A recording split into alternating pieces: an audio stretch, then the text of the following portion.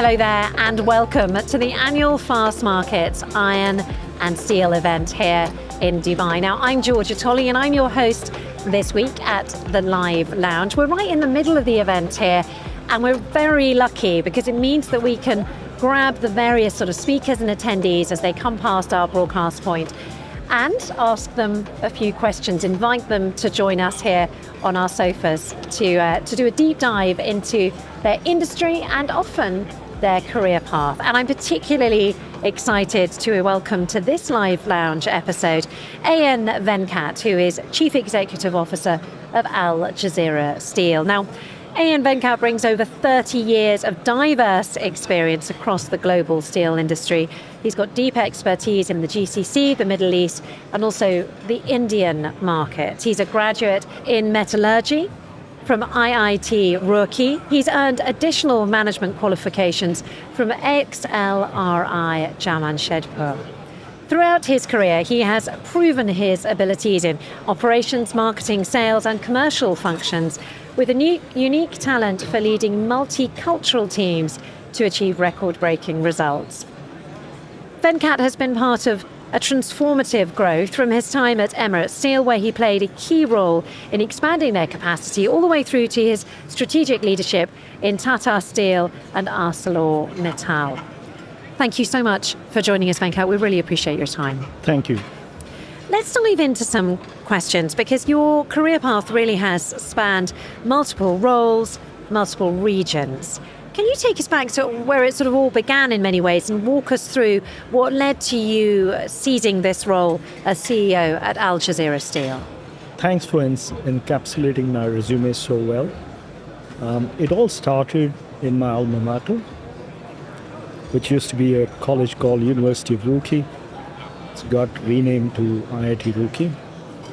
I got into metallurgical engineering there, and I was lucky enough to straight away land up in a graduate engineer role in one of the premium steel-making companies in the world, that is Tata Steel. And I landed from a very comfortable technical education right into the hot hole of steel making. I was into steel making operations for nearly 10 years. And as luck would have it, they probably deemed that I was not fit enough for that, and they pushed me into sales and marketing role in Tata Steel itself. And then from there on, moved to ArcelorMittal during its most transformative phase, from what it used to be as Ispat International, then Mittal Steel, then it became ArcelorMittal. So I was there for about just 6 years, but it was like 60 years because it was growth on steroids those days for the ArcelorMittal group. When it became ArcelorMittal merged and so many things happened. Providence has been a part of my life. So from there, I moved to Emirates Steel when it was a relatively small, unknown company, probably less than 1 million tons. And we had a unique multicultural team, right from all the Arab countries to UK to Europe, American, so many people, including guys like me. I was in a key role, Vice President Sales at that time. And we actually started the journey at about 500,000 tons, approximately, of sales, or probably 0.8 million tons. Sorry if I got the number wrong. And we moved on to 3.5 million tons of sales in a matter of 4.5 years. Gosh. And we were just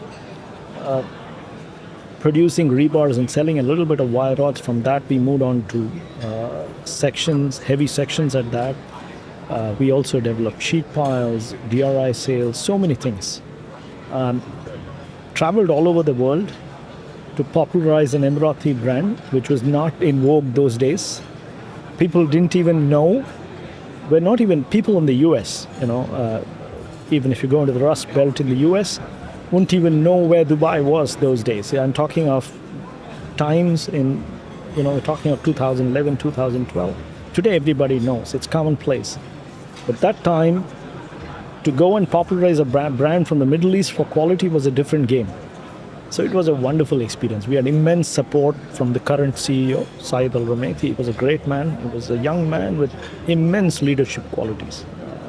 He did a fantastic job at that time. And he believed in the team and we all worked together.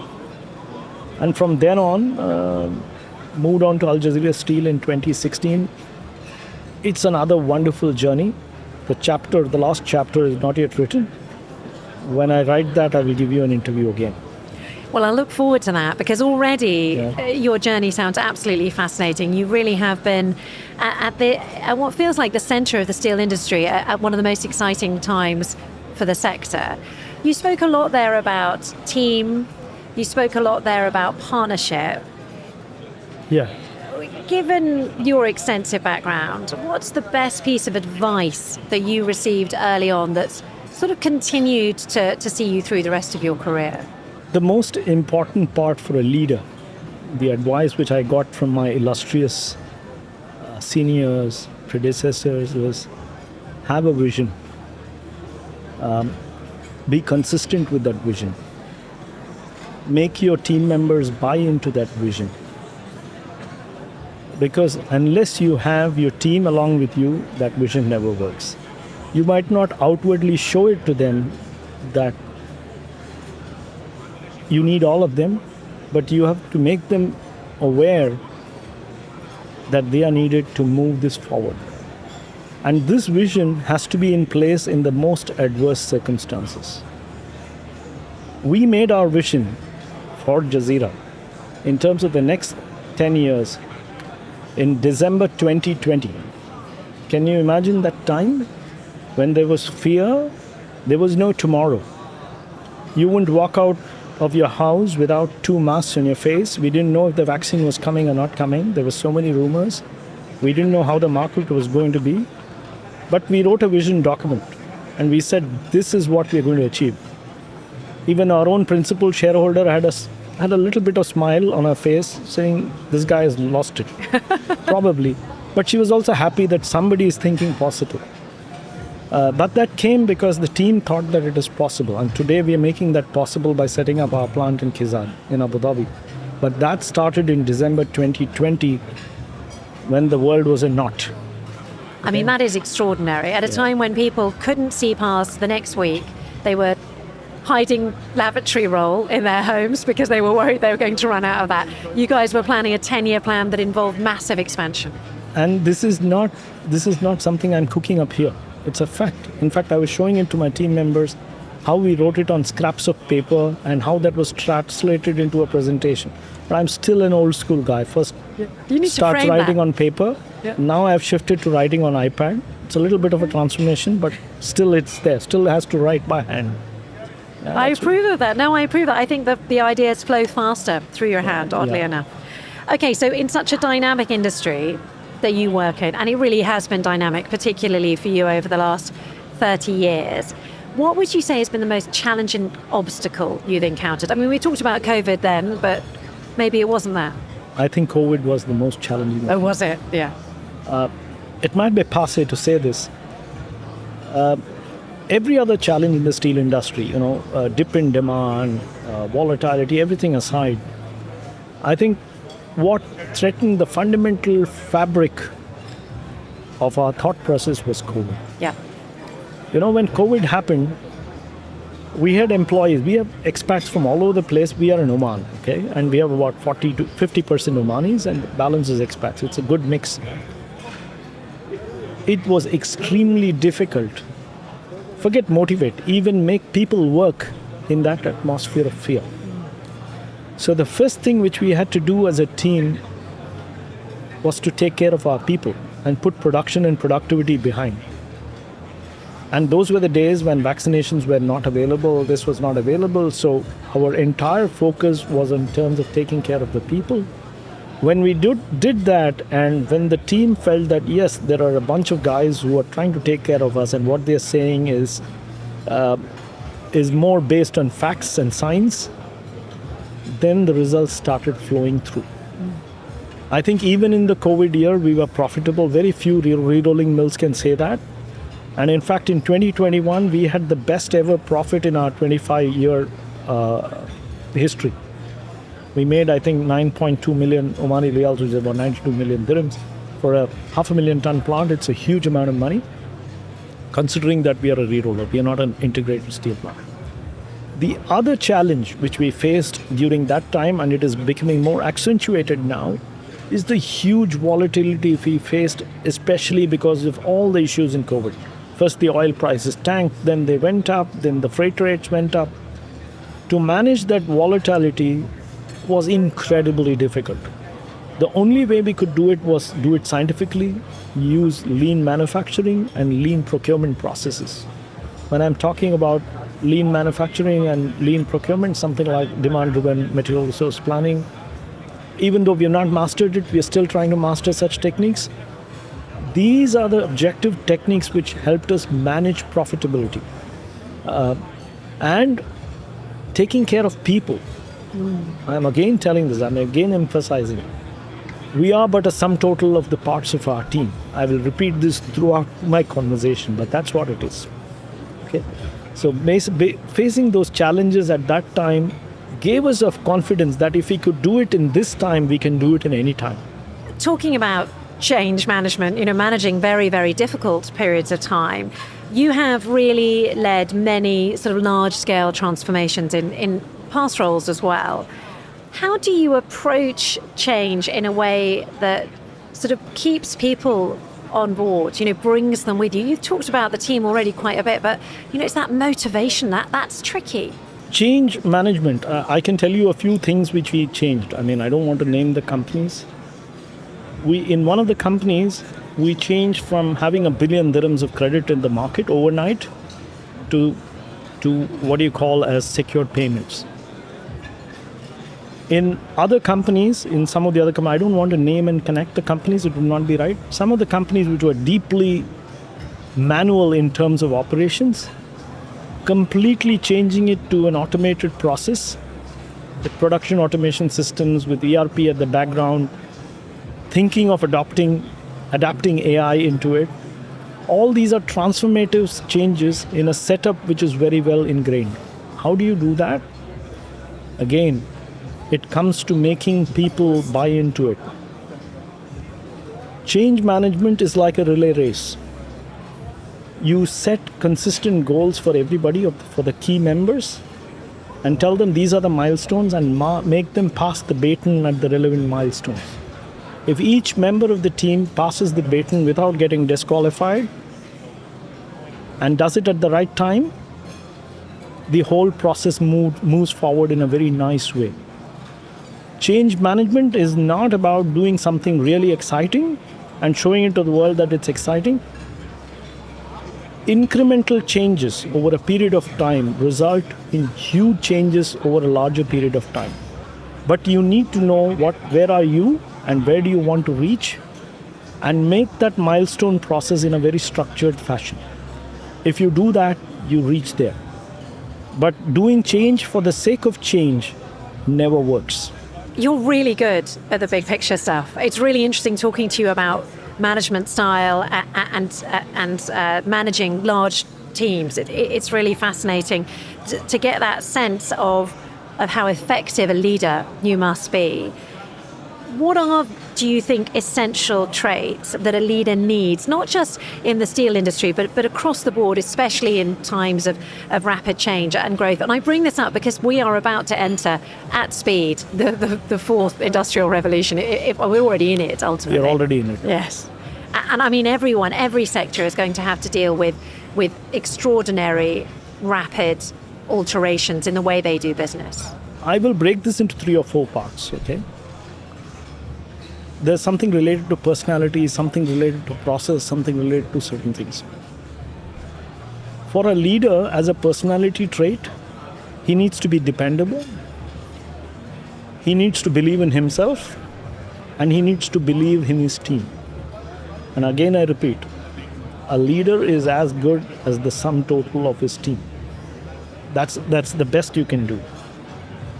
As a methodology of work, I've personally believed that in an industrial environment like ours, root cause analysis and following that root cause analysis methodology and breaking large problems into smaller components helps. Mm-hmm. These are 2 simple things which we can follow. As an evolution, always be ready to adapt and adopt technology and always continuously evolve. For example, today everybody is scared by AI, okay? But I don't think you need to be scared about it. The first thing, the leader has to start adopting AI, okay? I don't want to say that I'm doing something, but I'm learning ChatGPT from my daughter. And as a mantra for the steel industry, constantly move up the value chain. Especially for commodity manufacturers like us, we can't become a completely, alloy steel producer overnight, but within the product offering we have, try and move up the value chain. Give a Q plus S combination to your customers, especially in the face of competition from Asia. I don't want to name the country,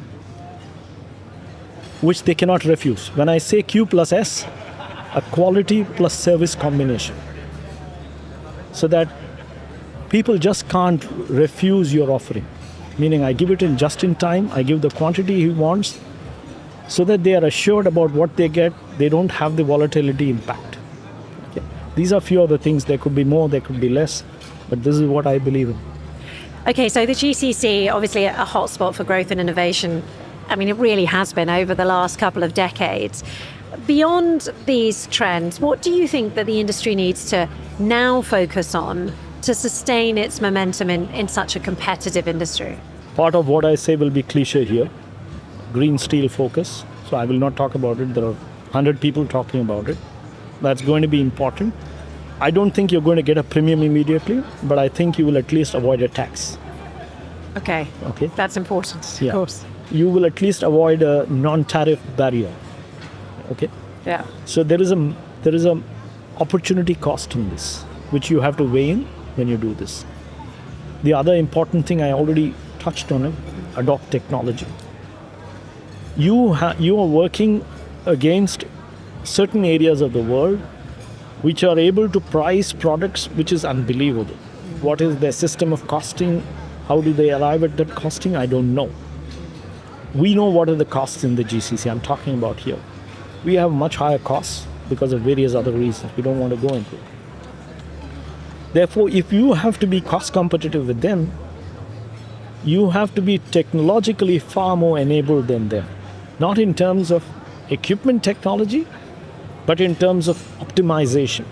Optimization of your costs, optimization of your processes, enabling what is called, as I earlier told you, enable better procurement process, just-in-time services, everything.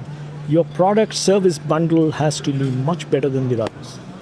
And the other thing which the GCC mills need to do, many of these countries say they have an open market, but at the same time they want to say that we want to promote manufacturing in the region. Okay, so that's not an even it's not a clear. It's not a space which the manufacturers here can occupy and compete with these people. So there has to be some support for them. Okay, and I'm not being nice about this, but a lot of this focus, a lot of this thought, a lot of this vision comes from my chairperson, who's a lady, Sheikha Amal Bahwan, who has been the reason why, we were able to ride through COVID and constantly innovate. And I've had the support of our board too in all this process. I want to thank both of them in that. Well, oddly enough, we started our conversation with a mention of vision and, of course, the need for leaders to have vision. And it sounds like that is exactly what you have from your board. Let's talk about steel and sustainability. They also often go hand in hand when you're talking about the future. How do you view the industry's role in supporting the broader sustainability goals? And what steps is specifically Al Jazeera taking, towards that direction? If I think about steel, my whole life has been in steel. Okay, if I have to say it in a very simple term, I've got rusted, pitted, and dented over the last 35 years. It's not 30; it's now almost 35 years in steel industry.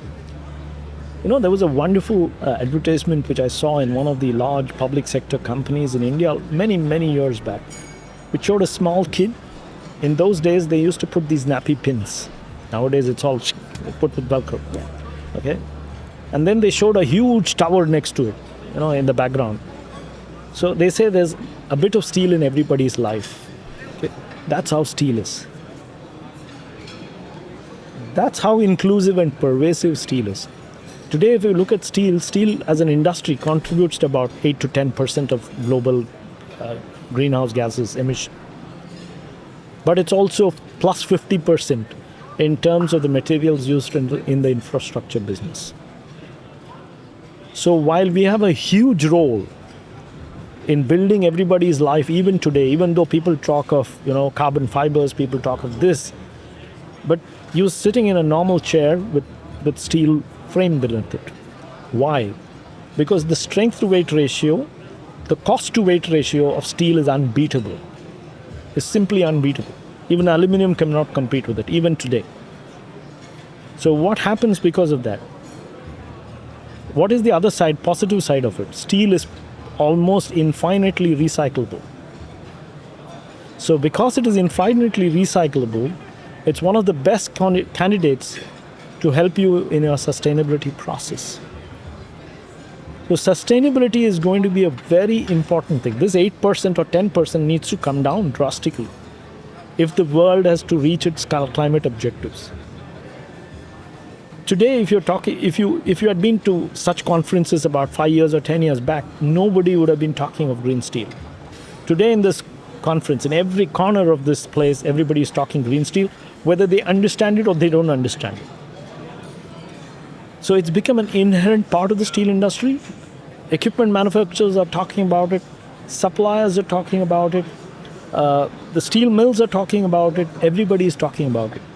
So the transformative process in steel industry to becoming more green and more sustainable has started. And we just need to egg that along further. I'm really pleased you mentioned transformation there because, of course, this year's conference theme is Transform Tomorrow Together. So we're actually asking all of our guests this precise question. What does that slogan or that title mean to you? And how important is collaboration for the future of the industry? No one man's intellect is as good as collective intellect. Okay? No one man's intellect, however good you could be one of the biggest genius in the world, but still 10 good minds always outweigh one single mind. Therefore, if somebody is doing one set of R&D, another company is doing another set of R&D, there is always space for us to learn from each other. Okay?